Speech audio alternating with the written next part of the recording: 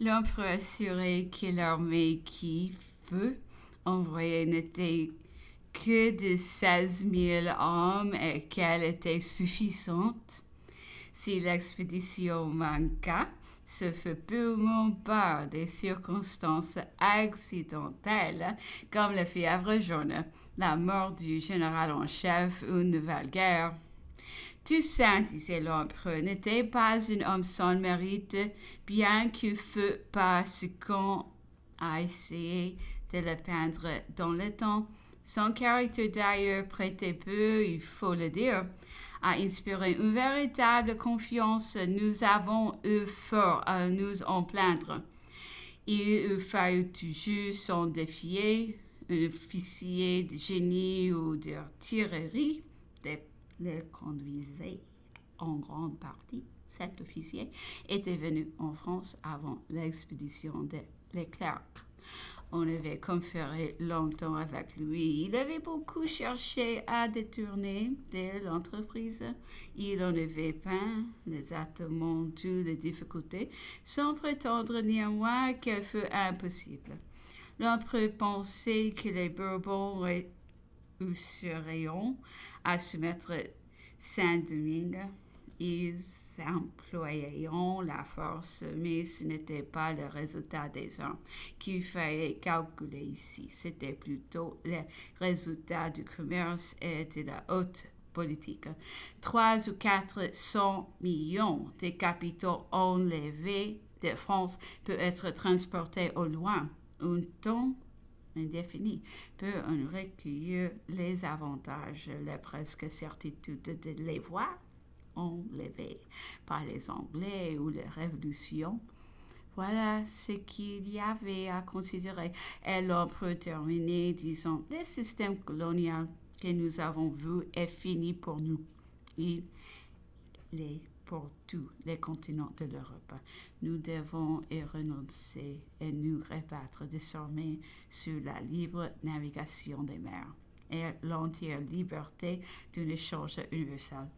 L'histoire de la Convention dont on a vu plus haut que Napoléon se montrait si mécontent. Louis revenait dans la tête. Il était loin d'être satisfait de la crételle. Beaucoup de phrases répétait-il et peu de couleur. Point de résultats. Il est académique, nullement austérien. Il m'a fait appeler mon fils et a dicté les deux notes suivantes, que j'ai transcrites littéralement ici, quelles que puissent être d'ailleurs leur imperfection, car il ne les a jamais relues. Mais j'ai pensé que tout ce qui vient de lui est précieux. Première note.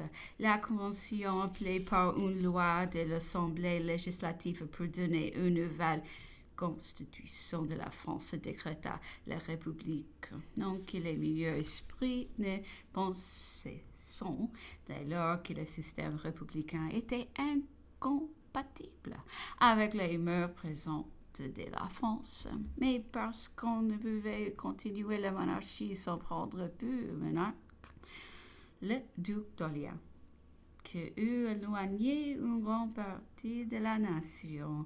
La Convention décréta pour la marche des affaires de la République un pouvoir exécutif composé de 5 ministres.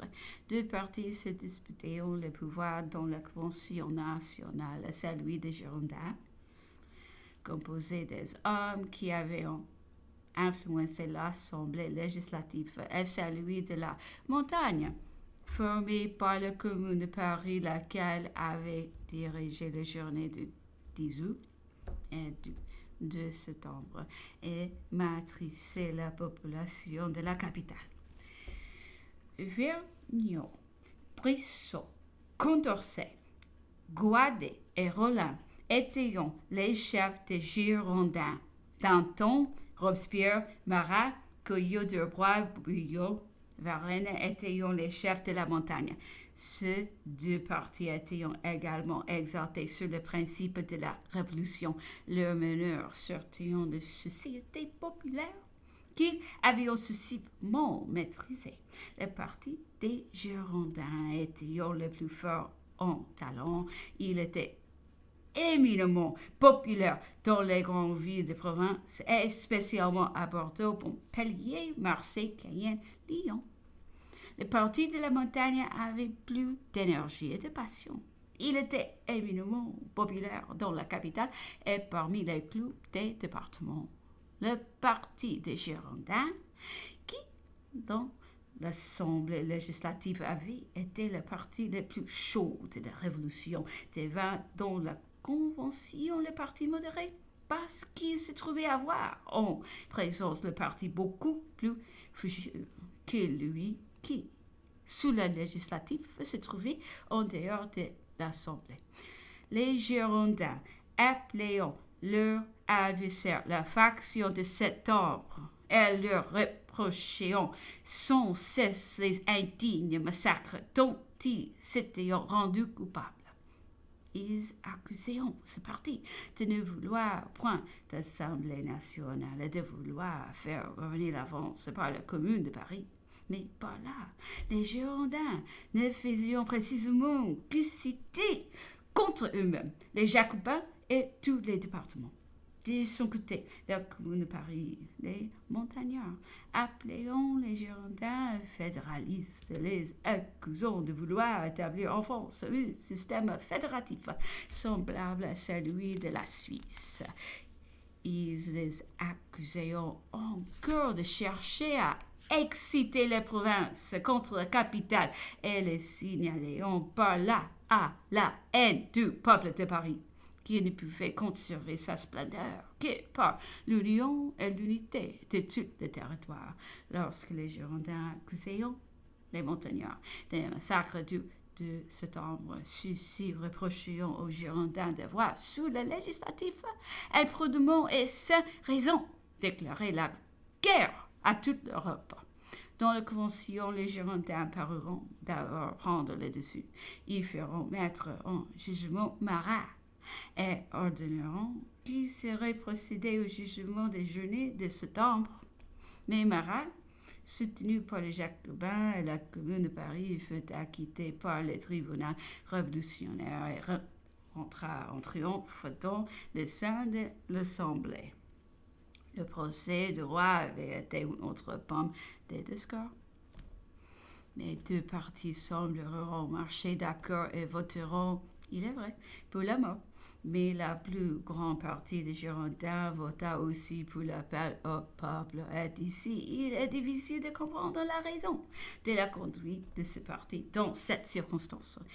Si vous voulez sauver le roi, il en était le maître. Il n'avait qu'à voter pour la déportation, l'exil ou l'ajeunement, mais le condamner à mort et faire dépendre son sort d'une volonté populaire était le comble de l'inconséquence et de l'impolitique. C'était après avoir tué la monarchie, vouloir encore déchirer la France en lambeaux par la guerre civile. De ces moments se vérifia ce qu'on avait toujours pensé depuis le commencement de la Révolution, que le parti le plus audacieux et le plus exagéré aurait toujours le dessus. Néanmoins, les Girondins lutteront avec courage et très souvent obtiendront la majorité dans l'Assemblée pendant tous les mois de mars, avril et mai. Mais le parti de montagne usa dans ces circonstances, tout moyen qu'il avait constamment employé. C'est le 31 mai, une insurrection de section de Paris décida du sort du parti Girondin. 27 furent arrêtés, traduits au tribunal révolutionnaire et condamnés à mort. 73 furent retenus dans les prisons. Dès lors, la montagne triomphante n'est connue plus d'obstacles dans la Convention, mais une partie des membres de la députation de la Gironde s'était réfugiée à Caen et y arbora l'étendard de l'insurrection. Lyon, Marseille, Bordeaux, Montpellier, plusieurs villes de la Bretagne épouseront la cause des Girondins et s'insurgeront aussi contre la Convention. Tous ces efforts isolés ne pouvaient rien contre la capitale et la montagne restait en possession paisible de la tribune nationale. Une circonstance toute particulière contribuait à assurer la prépondérance de Paris. C'était on les assigna alors la seule ressource qui alimenta les trésors. On ne payait plus aucune imposition. Les provinces appuieront l'événement du 31 mai, puis la mort des hommes les plus fameux du parti girondin et s'en aimeront grandement. Les armées ne feront point ébranler par ces catastrophes. Elles ne participeront point aux insurrections des quelques provinces.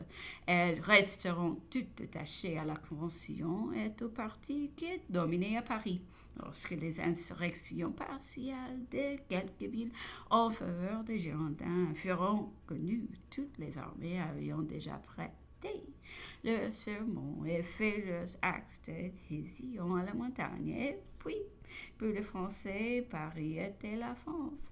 D'ailleurs, les départements d'Alsace, de la Moselle, de la Flandre, de la Franche-Comté, de Dauphiné, où étaient les principales forces de la République, ne partageaient pas l'esprit des villes fédéralistes. Les 31 mai priva la France d'hommes d'un grand talent qui étaient chaudement attachés à la liberté et au principe de la Révolution.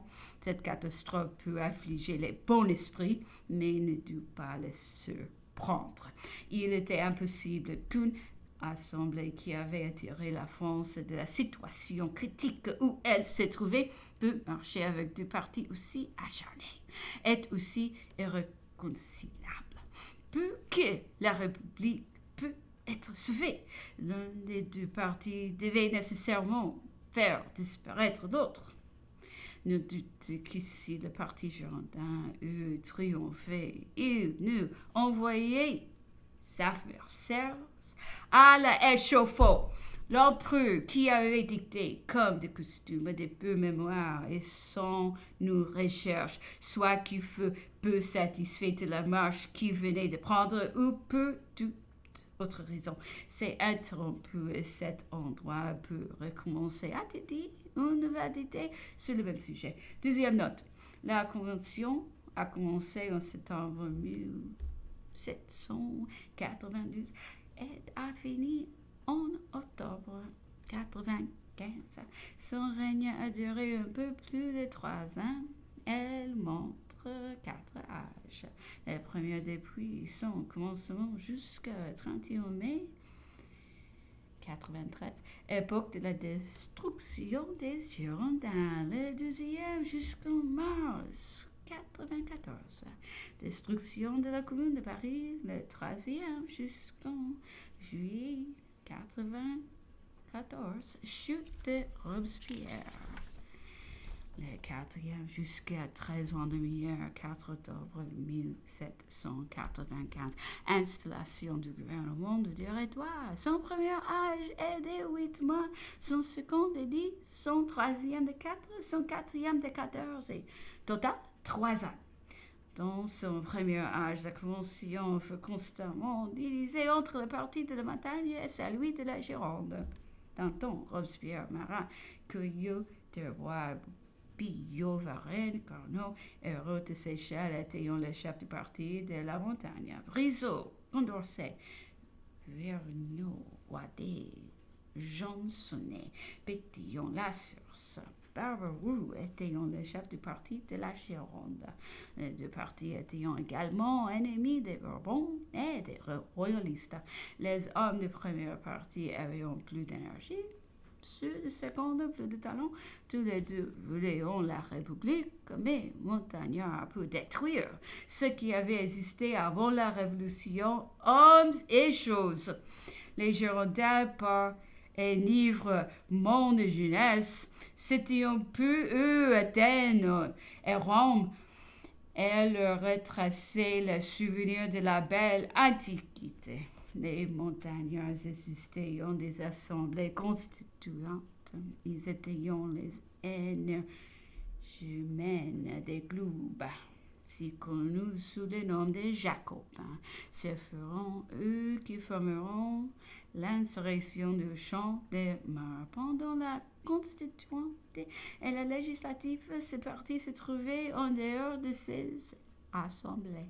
Les Girondins, dont le législatif qui domineront, feront les ennemis de la Constitution de 91 et du roi.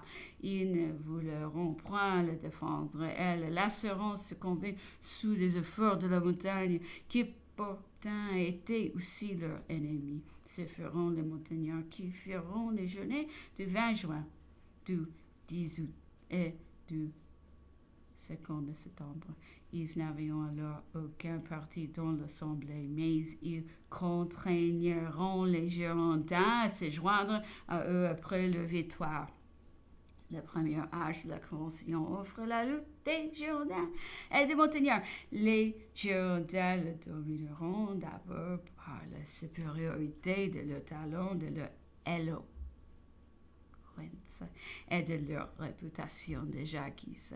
Presque tous les présidents feront Girondins. Ils accuseront la montagne de vouloir détruire l'Assemblée nationale et de substituer un dictateur parisien. Ils accuseront le massacre de septembre.